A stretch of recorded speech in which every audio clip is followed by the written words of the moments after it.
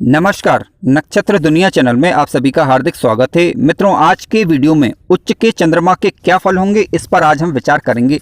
समस्त भावों में यानी लग्न भाव से लगाकर 12वें भाव तक चंद्रमा के क्या फल हो सकते हैं, इससे संबंधित चर्चा आज के वीडियो में की गई है। यदि आप चैनल पर नए हैं तो चैनल को सब्सक्राइब जरूर करें। आइए शुरू करते हैं। मित्रों, उच्च के चंद्रमा कुंडली के लग्न भाव से लगाकर तो कुंडली के 12वें भाव तक किस प्रकार के फल देंगे इस पर आज हम विचार करेंगे। और इसके अलावा चंद्रमा पर शनि की, राहु की दृष्टि यदि हो तो किस प्रकार का फल देखने को मिलेगा, इसको भी हम समझेंगे। सबसे पहले हम समझ लेते हैं चंद्रमा है क्या। देखिए, चंद्रमा व्यक्ति के मन के विचारों का कारक है, यानी व्यक्ति के मन में जो विचार आते हैं उनका उतार चढ़ाव होता है, यानी विचार सकारात्मक आए अथवा नकारात्मक आए। यदि हमें मन को टटोलना है, विचारों को समझना है तो कुंडली में चंद्रमा की स्थिति देखनी ही होगी। ठीक है, चंद्रमा माता का कारक भी है। काल पुरुष की कुंडली की यदि हम बात करें तो ये सुख भाव का स्वामी होता है, जो कि हमारे घर का भाव है। माता पिता से संबंधित सुखों का भाव कुंडली का चतुर्थ भाव कहलाता है। तो चंद्रमा इन चीज़ों का भी कारक है। मानसिक कल्पनाएं,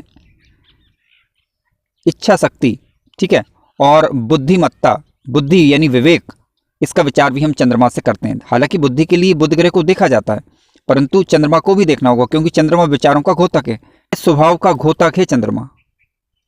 यानी यदि चंद्रमा सशक्त है, मजबूत है, तो व्यक्ति का स्वभाव अच्छा होता है, यात्राओं का शौकीन होता है ऐसा व्यक्ति। ध्यान रखें, किसी भी भाव में यदि चंद्रमा बैठा हो, वहां पर राशि का अंक यदि 4 लिखा है तो समझ लीजिए कि चंद्रमा स्वराशि के हैं। किसी भी भाव में यदि राशि का अंक 2 लिखा हो, किसी भी भाव में यदि राशि का अंक 2 लिखा हो तो समझ लीजिए चंद्रमा उच्च राशि में बैठे हुए हैं। किसी भी भाव में चंद्रमा बैठे हुए हैं, वहां पर 8 नंबर का राशि का अंक है, तो समझ लीजिए कि चंद्रमा अपनी नीच राशि में बैठे हुए हैं। नीच राशि में बैठे हुए चंद्रमा अच्छा फल नहीं देते, और स्वराशि और उच्च राशि में चंद्रमा अच्छा फल देते हैं। लेकिन आज हम बात करेंगे उच्च के चंद्रमा के फलों के विषय में। आइए चर्चा करते हैं। मित्रों, आइए सबसे पहले विचार करते हैं कि उच्च का चंद्रमा केंद्र के घरों में किस प्रकार का फल देता है। देखिए, केंद्र का घर कौन सा, पहला, चौथा, 7वां और 10वां, इसे समझते हैं पहले, इसके बाद अन्य भावों पर चर्चा करेंगे। देखिए, चंद्रमा यदि किसी व्यक्ति के लग्न में ही बैठा हो, लेकिन उच्च राशि की बात कर रहे हैं हम, ठीक है, उच्च राशि का होकर, अंश बल में मजबूत होकर और कुंडली का कारक ग्रह बनकर यदि चंद्रमा लग्न भाव में बैठता है तो व्यक्ति की सोच को ये सशक्त बनाता है, क्योंकि कुंडली का लग्न भाव व्यक्ति की सोच को भी दर्शाता है, क्योंकि मस्तिष्क का भाव है ये। तो भावनाएं व्यक्ति की नियंत्रित रहती हैं, लेकिन ठीक है, लगने से यदि मित्रता है तो ज़्यादा अच्छे फल देखने को मिलते हैं। लेकिन रसिक प्रकार का ऐसा व्यक्ति हो सकता है, चंचलता पर नियंत्रण रहता है, क्योंकि चंद्रमा यहाँ पर बली अवस्था में होते हैं। लेकिन चंद्रमा मान लीजिए उच्च के बैठे हुए हैं, फिर भी व्यक्ति का मन चंचल होता है, तो फिर आप ये देखें कि चंद्रमा पर किन ग्रहों का दृष्टि प्रभाव है, राहु का प्रभाव है अथवा शनि का प्रभाव है, या चंद्रमा के शत्रु ग्रहों का प्रभाव है क्या, ये हमें देखना होगा। ठीक है, देखिए, चतुर्थ भाव की बात करें तो ये सुखों का घर है, हमारा घर का भाव है। तो माता पिता से संबंध व्यक्ति के अच्छे होते हैं। चंद्रमा जब यहाँ पर उच्च के होते हैं, व्यक्ति अपने घर को अच्छे ढंग से मैनेज कर पाता है। अपने घर की वर्तमान स्थिति को व्यक्ति ऐसा ऊंचाइयों पर ले जाता है, कह सकते हैं कि वर्तमान आर्थिक स्थिति में सुधार ऐसा व्यक्ति करता है जब चतुर्थ भाव में चंद्रमा बैठे हुए हों। जल से संबंधित व्यवसाय व्यक्ति कर सकता है, क्योंकि चंद्रमा जलीय वस्तुओं या सफ़ेद वस्तुओं के कारक भी हैं। तो आप जल से संबंधित व्यापार करते हैं तब भी इसमें सफलता देखी जा सकती है। हालांकि इसके लिए सप्तमेश और दशमेश की स्थिति पर विचार करना जरूरी होता है। आइए अब बात करते हैं सप्तम भाव की। देखिए, सप्तम भाव में यदि चंद्रमा बैठे हों तो व्यक्ति के अंदर आत्मविश्वास अच्छा कहा जाता है। आत्मविश्वास के लिए हालांकि सूर्य की स्थिति देखना अनिवार्य है, परंतु यदि मन के विचार व्यवस्थित हैं तो आत्मविश्वास तो व्यक्ति के अंदर थोड़ा बहुत आ ही जाता है। ठीक है, तो आत्मविश्वास भी आप यहाँ से देख सकते हैं। और इसके अलावा दाम्पत्य सुख का भाव भी है ये। व्यक्ति का दाम्पत्य सुख मधुर होता है, अच्छा होता है। व्यक्ति ऐसे आदर्श पति पत्नी कहला सकते हैं। व्यापार बुद्धि होती है ऐसे व्यक्ति की, लेकिन फिर भी एक थोड़ी सी सावधानी यह है कि व्यक्ति की विपरीत लोगों के प्रति आकर्षण की एक क्षमता रहती है। यात्राओं का भाव है, ऐसा व्यक्ति यात्राएं भी करता है। हालांकि ऐसी यात्राएं व्यापारिक भी हो सकती हैं। आइए बात करते हैं कुंडली के दसम भाव की। देखिए, कुंडली का दसम भाव एक कार्य क्षेत्र का भाव है। व्यक्ति मन लगाकर अपने कार्य करता है, परंतु विपरीत कार्यों में भी व्यक्ति जा सकता है, इसलिए थोड़ा सा सावधानी बरतने की जरूरत है यदि चंद्रमा पर बुरे ग्रहों का प्रभाव हो तब, विशेष रूप से। ठीक है, हालांकि कार्य क्षेत्र में ऐसे व्यक्ति तरक्की अर्जित करता है, क्योंकि मन के विचार मजबूत हो जाने के कारण किसी भी कार्य में सफलता पाई जा सकती है।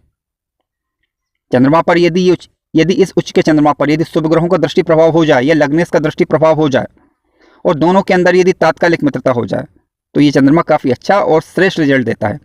आइए अब अन्य भावों पर विचार करते हैं। मित्रों, आइए अब विचार करते हैं कि चंद्रमा यदि पंचम भाव में या नवम भाव में बैठ जाएं तब किस प्रकार का फल देते हैं। देखिए, कुंडली का पंचम भाव व्यक्ति के विवेक का भाव है। चंद्रमा यहाँ पर मजबूत होकर जब उच्च के होकर बैठते हैं, ध्यान रखें शुभ होना चाहिए। शुभ का मतलब ये है कि अशुभ ग्रहों की दृष्टि ना हो अथवा युति ना हो, ठीक है। और अंश बल में चंद्रमा यदि मजबूत हैं तो पंचम भाव से व्यक्ति के विवेक का विचार किया जाता है। शिक्षा और संतान का विचार भी हम यहीं से करते हैं। अब चंद्रमा जब यहाँ पर बैठेंगे मजबूत होकर तो व्यक्ति का विवेक प्रखर होता है, अच्छा होता है। हालांकि बुध की स्थिति आप देख लीजिए और पंचमेश की स्थिति पर विचार कर लीजिए, यानी 3 ग्रह विशेष रूप से। तो यदि ये मजबूत है तो व्यक्ति का विवेक प्रखर होता है। व्यक्ति अपने विवेक से कार्यों को करने वाला होता है। किसी न किसी क्षेत्र में, कला के क्षेत्र में व्यक्ति रुचि लेता है और उसके द्वारा धनार्जन कर सकता है, यदि लग्न और लग्न सपोर्ट कर रहे हो तब। यदि मान लीजिए चंद्रमा ये उच्च के होकर कुंडली के नवम भाव में बैठ जाए तब क्या होगा। देखिए, कुंडली का नवम भाव एक धर्म कर्म का भाव है, भाग्य भाव भी है। जब चंद्रमा यहाँ पर उच्च के होकर बैठते हैं तो व्यक्ति धर्म कर्म में रुचि लेने वाला होता है, धार्मिक यात्राएं करने वाला होता है, क्योंकि यात्राओं का विचार हम कुंडली के नवम भाव से भी करते हैं। तो कह सकते हैं कि व्यक्ति धर्म कर्म में रुचि लेता है और साथ साथ अपने पराक्रम के दम पर अपने भाग्य का निर्माण करने वाला होता है। व्यक्ति के भाई बहन उसका सपोर्ट करने वाले होते हैं। देखिए, चंद्रमा की जो दृष्टि होगी वो कुंडली के तृतीय भाव पर भी होगी। अब चंद्रमा यहाँ तृतीय भाव में उच्च के होकर बैठ जाएं तब भी यहाँ पर अच्छे फल मिलेंगे। छोटे भाई बहन उसका सपोर्ट करने वाले यहाँ पर होंगे। हालांकि तृतीय से हमें मित्रता चेक कर लेनी चाहिए यहाँ पर। मित्रों, आइए बात करते हैं चंद्रमा यदि त्रिक भावों में बैठ जाए उच्च के होकर तब किस प्रकार के फल हो सकते हैं। देखिए, त्रिक भावों को सामान्यतः अच्छा भाव नहीं माना जाता। क्यों? क्योंकि देखिए, इन भावों से बुरी बातों का विचार ज़्यादा किया जाता है। अच्छी बातें होती हैं लेकिन कम होती हैं। जैसे कि चंद्रमा मान लीजिए कुंडली के 6वें भाव में यदि बैठ जाएं उच्च के होकर तो होगा क्या। 6वें भाव से हम विचार किस बात का करते हैं? रोग का, ऋण का, शत्रुओं का, ठीक है। हालांकि कुछ अच्छी बात भी है, जैसे कंपटीशन का विचार भी हम यहीं से करते हैं।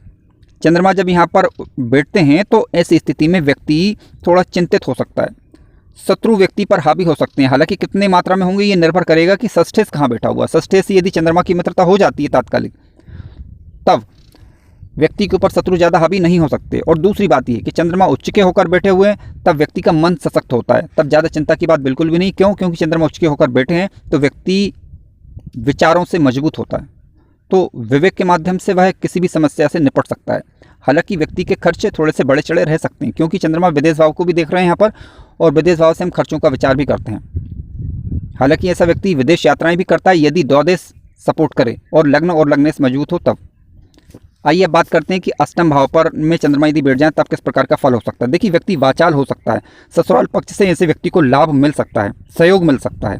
हालांकि हमें चेक करना होगा कि धनेश से चंद्रमा की तात्कालिक मित्रता होनी चाहिए। अब देखिए, चंद्रमा या कुंडली के धन भाव में बैठ जाए उच्च का होकर तब भी धन की स्थिति व्यक्ति के पास अच्छी रहती, परिवार और कुटुंब का सहयोग व्यक्ति को प्राप्त होता है, ठीक है, बशर्ते कि धनेश से चंद्रमा की तात्कालिक मित्रता होनी चाहिए और चंद्रमा अंश बल में मजबूत होकर बैठा हुआ हो। लेकिन चंद्रमा मान लीजिए यदि कमजोर हो जाता है तो फिर चंद्रमा के अच्छे रिजल्ट हमें नहीं मिल पाएंगे, ये भी हमें देखना होगा।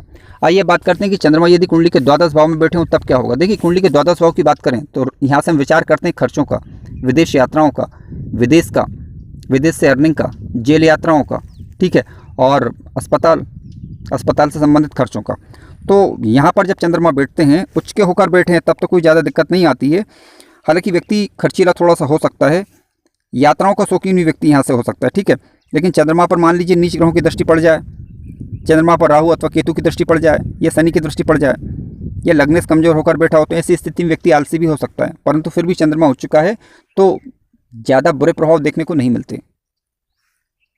मित्रों, कार्यक्रम अच्छा लगा हो तो लाइक ज़रूर करें और चैनल पर नए हो तो सब्सक्राइब भी करें। धन्यवाद।